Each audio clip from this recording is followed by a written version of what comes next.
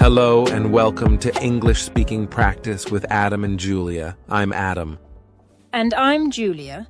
We're here to help you improve your English speaking skills. In each episode, we'll practice different aspects of English conversation, provide useful tips, and have some fun along the way. Whether you're a beginner or looking to refine your skills, this podcast is designed to help you speak English more confidently and naturally. So let's get started and make your English speaking journey enjoyable and effective. Ready to dive in? Let's go! In each episode, we'll practice different aspects of English conversation, provide useful tips, and have some fun along the way. Our goal is to make learning English engaging and interactive. We'll cover a range of topics from everyday conversations to specific situations you might encounter.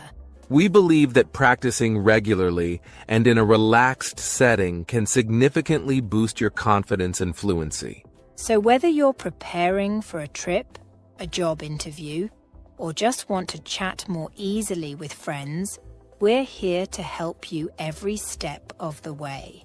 Today's topic is talking about hobbies and interests. Let's start with a quick warm-up. Julia, what's one of your favorite hobbies? I love painting. How about you, Adam? I enjoy playing guitar. What got you into painting? I've always been fascinated by colors and creativity. It's a great way to relax and express myself. What about you and guitar? I picked up the guitar in high school.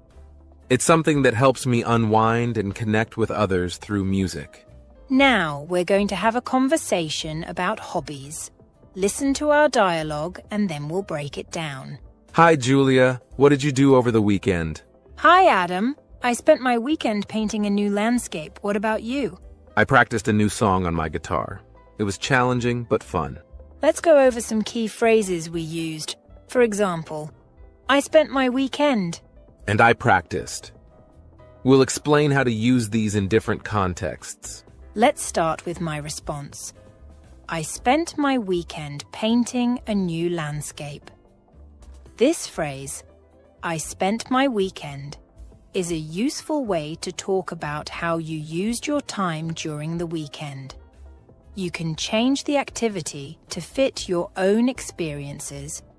For example, I spent my weekend hiking in the mountains, or I spent my weekend reading a new book. That's right. The phrase, I spent my, can also be used for other time periods. You could say, I spent my afternoon watching a movie, or I spent my vacation exploring different cities. It's a versatile structure that can help you explain how you use your time. Exactly. Now, let's talk about the activity part of the sentence. In my case, I said, painting a new landscape. You can replace painting a new landscape with any activity you enjoy. For instance, I spent my weekend cooking new recipes, or I spent my weekend playing soccer. Great point, Julia. Next, let's look at my part of the dialogue. I said, I practiced a new song on my guitar.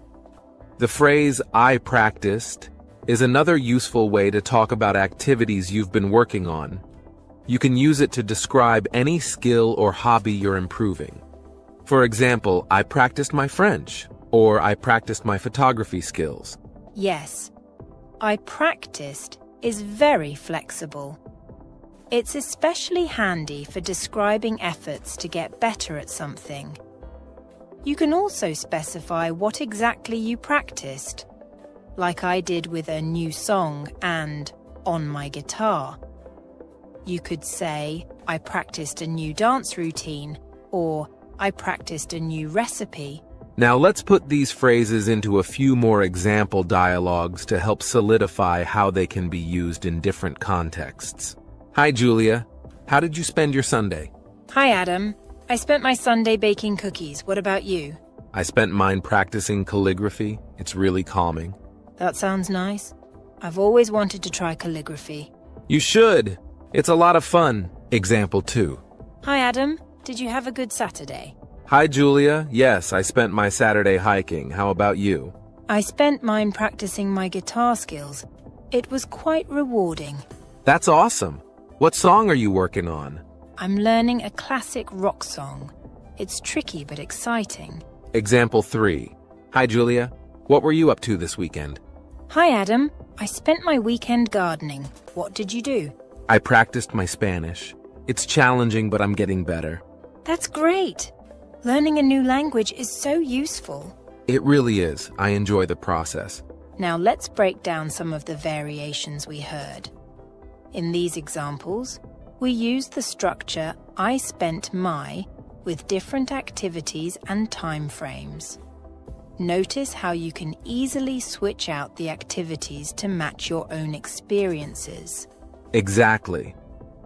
We also saw how I practiced can be used with different skills and hobbies. Whether it's a musical instrument, a language, or any other activity, this phrase helps you clearly communicate what you've been working on. Let's practice creating some more sentences together. I'll start with a few examples and then you can try making your own. How about, I spent my morning... Sure.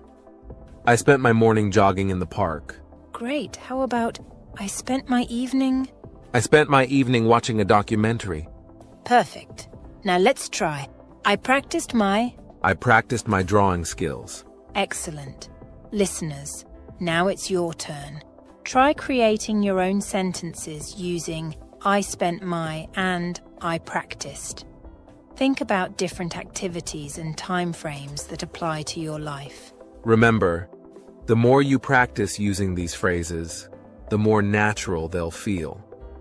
Don't worry about making mistakes. It's all part of the learning process. That's right. And if you want to take it a step further, try having a conversation with a friend or a language partner using these phrases. It's a great way to reinforce what you've learned. Now that we've practiced these phrases, let's move on to some additional tips for talking about hobbies and interests in more detail. Tip 1. Use descriptive language. When talking about your hobbies, try to use descriptive language to make your conversation more engaging. For example, instead of saying, I like reading, you could say, I enjoy reading mystery novels because they keep me on the edge of my seat. Yes, adding details about why you enjoy something can make your conversation more interesting. You could say, I love hiking because it allows me to explore nature and get some exercise. Tip 2. Ask follow-up questions. Another great tip is to ask follow-up questions to keep the conversation going. For example, if someone says they like cooking, you could ask, what's your favorite dish to cook? Or, have you tried any new recipes lately? Asking questions shows that you're interested in the other person's hobbies and can lead to a more engaging and interactive conversation. Tip 3. Share personal stories. Sharing personal stories related to your hobbies can also make your conversations more memorable. For instance, you could talk about a time you participated in a painting class and what you learned from that experience. Personal stories help build connections and make your conversations more relatable.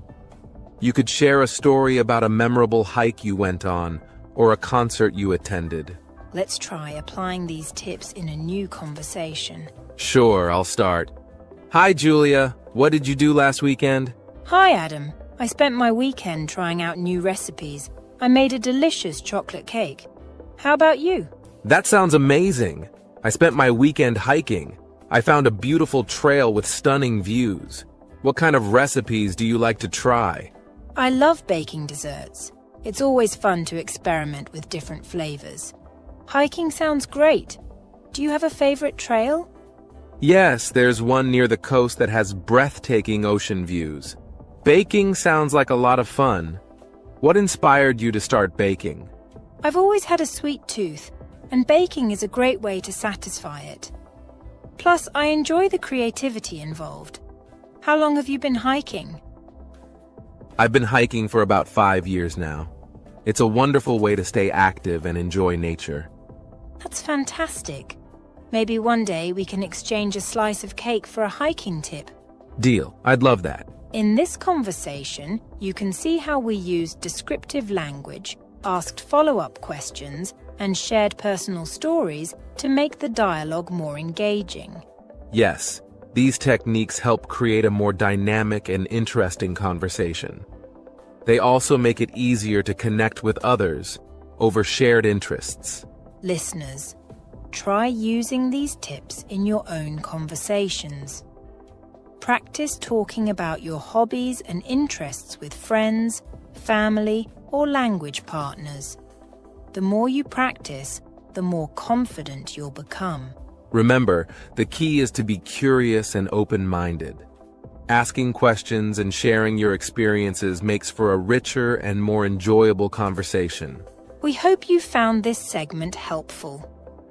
Now, let's move on to some vocabulary and phrases related to hobbies and interests. Stay with us as we dive into useful words and expressions that will enhance your conversations. See you in the next segment. Here are some useful words and phrases related to hobbies: pastime, enthusiast, passionate about, to unwind. Can you use to unwind in a sentence, Adam? Sure. I like to unwind by reading a good book in the evening. Great example. Let's go through each of these words and phrases in more detail. Key vocabulary. First, we have pastime. A pastime is an activity that you enjoy doing during your free time.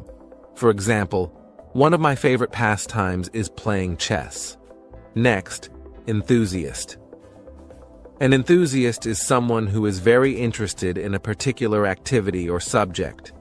For instance, she is a photography enthusiast who spends her weekends taking pictures of nature. Then we have passionate about. This phrase means to have a strong interest or love for something. For example, he is passionate about cooking and loves trying new recipes. Lastly, to unwind. This means to relax after a period of work or stress. As Adam mentioned earlier, I like to unwind by reading a good book in the evening. Interactive practice. Now it's your turn, listeners. Try to use these words in your own sentences. Think about your hobbies and how you spend your free time. For example, you could say, one of my favorite pastimes is gardening, or I am a sports enthusiast and watch games every weekend.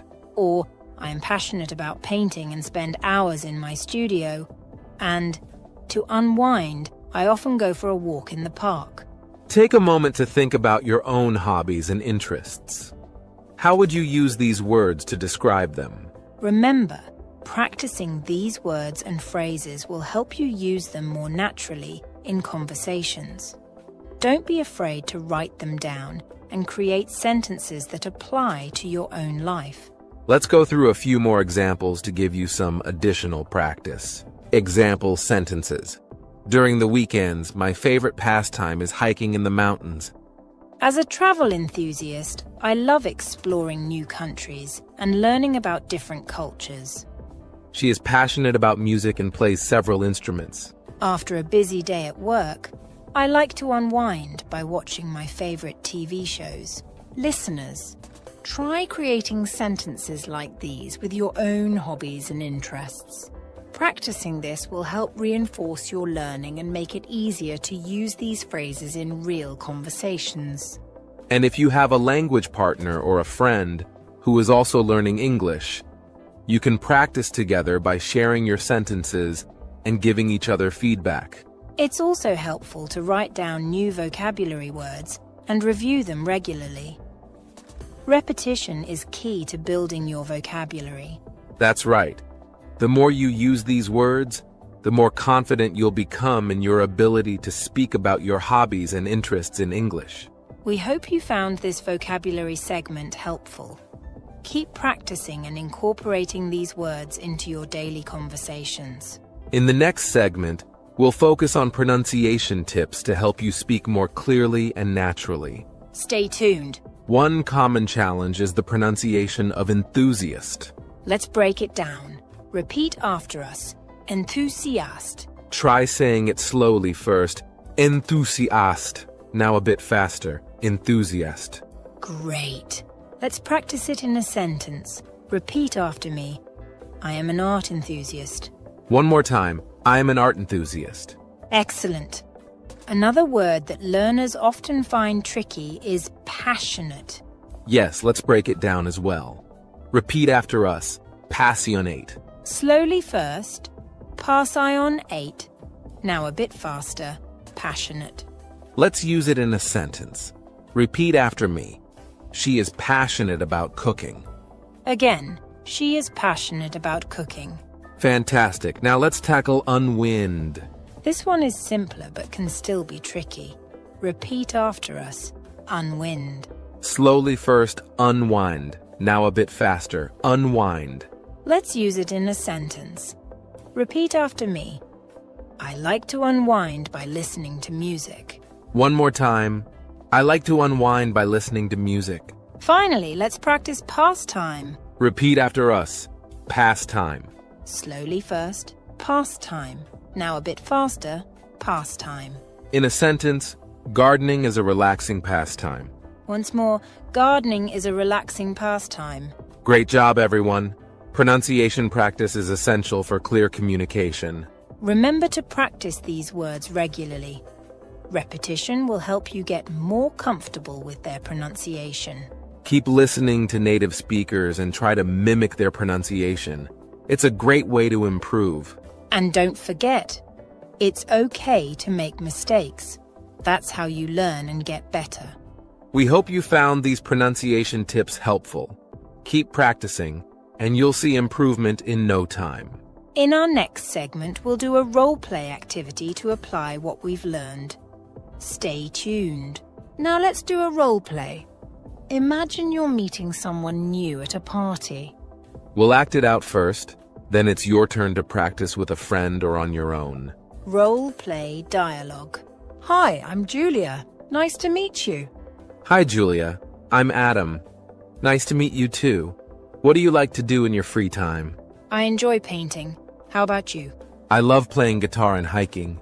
Discussion and analysis. Notice how we asked and answered questions about our interests.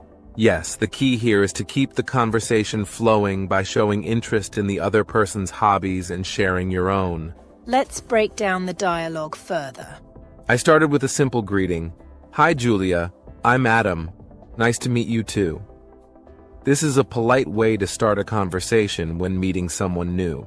Then Adam asked a follow-up question. What do you like to do in your free time? This is a great way to learn about someone's hobbies and interests. Julia responded with, I enjoy painting, which gives specific information about her hobby. Then she followed up with a reciprocal question, how about you? This keeps the conversation balanced and shows interest in the other person. Adam then shared his hobbies.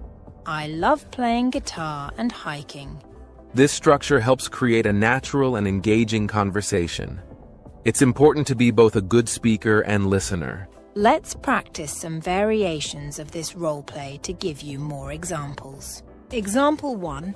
Hi, I'm Julia. Nice to meet you. Hi, Julia. I'm Adam. Nice to meet you too. What do you do for fun? I love baking. How about you? I enjoy playing soccer and reading. Example 2. Hi, I'm Julia. It's great to meet you. Hi, Julia. I'm Adam. Great to meet you too. Do you have any hobbies? Yes, I'm really into photography. What about you? I like hiking and learning new languages. Notice how in each example, we kept the structure similar but varied the wording slightly. This helps keep the conversation fresh and dynamic. Exactly. Let's give our listeners some practice prompts to try on their own. Here are some scenarios for you to practice. Practice these scenarios with a friend or even on your own. The more you practice, the more natural these conversations will feel. Remember to listen actively and show interest in what the other person is saying.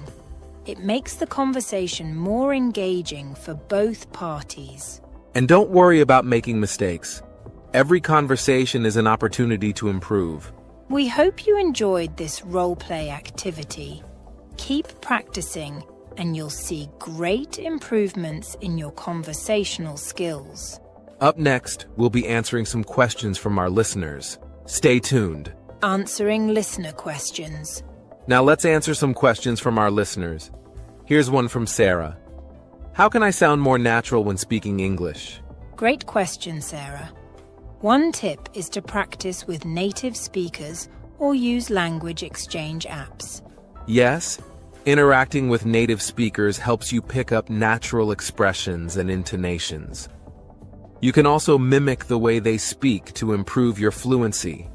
Another tip is to listen to a lot of English through podcasts, movies, and TV shows. Pay attention to how words are pronounced and the rhythm of the sentences. Additionally, try to think in English rather than translating from your native language. This helps you become more fluent and less hesitant when speaking. Practicing regularly is key. Even if it's just a few minutes a day, consistent practice will make a big difference over time. Also, don't be afraid to make mistakes. They're a natural part of learning and help you improve. Absolutely. Thank you for your question, Sarah. Keep practicing and you'll see improvement. Our next question is from John. What are some good ways to expand my vocabulary? Great question, John. One effective way is to read a lot. Books, articles, and even social media posts can introduce you to new words. Yes. And when you come across new words, make a habit of writing them down and looking up their meanings. Try to use them in your own sentences. Another method is to use flashcards or apps designed for vocabulary building. These can help reinforce new words and their meanings. Engaging in conversations on various topics also helps. The more you talk about different subjects, the more your vocabulary expands. Watching English language media with subtitles can also be beneficial. It allows you to see and hear new words in context. Great tips, Julia. Thank you for your question, John. We hope these tips help you expand your vocabulary. Our last question today is from Maria. How can I improve my listening skills? Excellent question, Maria. One effective way is to listen to English every day. Podcasts, audiobooks, and songs are great resources. Yes, and try to listen to a variety of accents and speaking styles. This will help you become more adaptable in understanding different speakers. Watching movies and TV shows in English with and without subtitles can also improve your listening skills. Start with subtitles, then gradually try without them. Practicing active listening is important. Focus on understanding the main ideas and details, rather than translating every word in your head. Engaging in conversations with native speakers is also very helpful. It allows you to practice listening in real time and ask for clarification if needed. Great advice, Adam. Thank you for your question, Maria. Keep practicing, and your listening skills will improve over time. We hope you found our answers helpful. Keep sending in your questions, and we'll answer more in future episodes. Up next, we'll wrap up with some final thoughts and tips for improving your English speaking skills. Stay tuned. Today, we covered how to talk about hobbies, useful vocabulary, and pronunciation tips. Keep practicing, and don't be afraid to make mistakes. That's how you learn. Next time, we'll discuss travel and adventure. Thanks for listening. Don't forget to subscribe and leave a review. See you next time on Speaking Practice with Adam and Julia.